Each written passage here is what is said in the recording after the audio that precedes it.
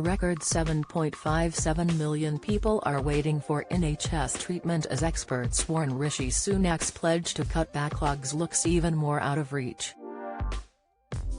The total at the end of June was 102,600, higher than the previous month, and included 385,000 patients waiting more than a year. The latest figures came as NHS England said this summer was on track to be the busiest for accident and emergency services. Indeed, departments dealt with 4.42 million attendances across June and July, 42,500 more than the previous record last year. Meanwhile, strikes by junior doctors from tomorrow, and consultants later this month, are expected to cause thousands more cancellations. Dr. Sarah Scobie, the acting director of research at the Nuffield Trust, said there was a bumpy and difficult road ahead.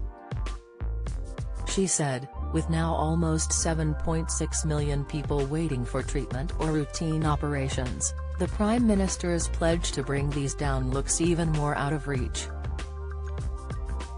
NHS staff are working flat out, but the pace at which services can increase the number of patients they are seeing is not fast enough against ongoing demand.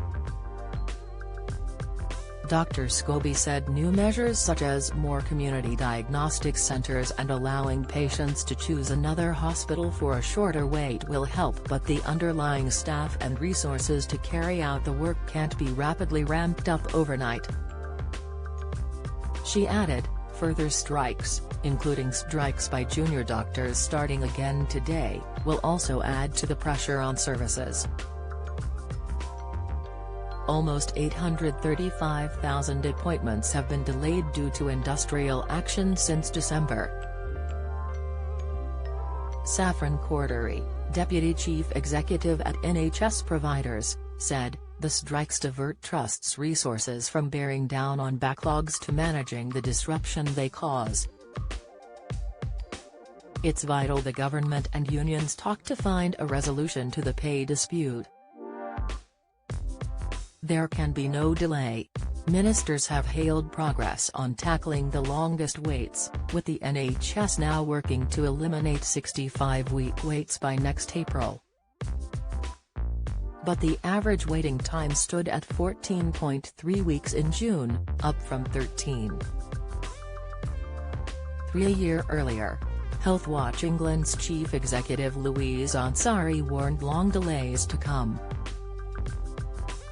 She added, recovery can't happen overnight, but while challenges with long wait times remain, it's vital that people are not forgotten and are offered pain relief, physiotherapy, and mental health support while they wait. It is also important that NHS leaders use all available data to understand why care is being cancelled, so the causes can be tackled and delayed appointments reduced. In July, almost 24,000 people waited more than 12 hours in A&E after a decision to admit to actually being admitted, which was down 12% from June. Ambulances took on average just under 32 minutes to respond to Category 2 calls such as heart attacks and strokes, down from 37 minutes in June but far from the target of 18. The British Heart Foundation also sounded the alarm after the number waiting for cardiac procedures hit a record of 396,743 at the end of June, up 4,000 on May. BHF's Dr. Sonia Babunarayan said, heart care is time-sensitive. We need decisive action now to address this cardiovascular crisis by ensuring there will be enough skilled heart care staff working in suitable buildings with sufficient equipment. Professor Julian Redhead, NHS England's National Clinical Director for Urgent and Emergency Care, said the health service had delivered more diagnostic tests than during any previous July, and seen record numbers for suspected cancer. He added, today's data is a reminder of the significant pressure on staff with this summer currently on trajectory to be the busiest in NHS history, all while industrial action continues to disrupt services.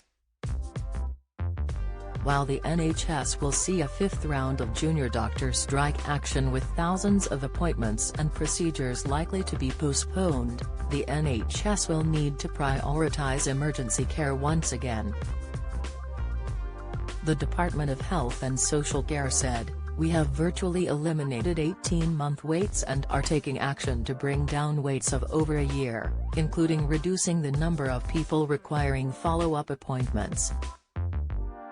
It's encouraging to see improved ambulance response times despite record A and E attendances for July.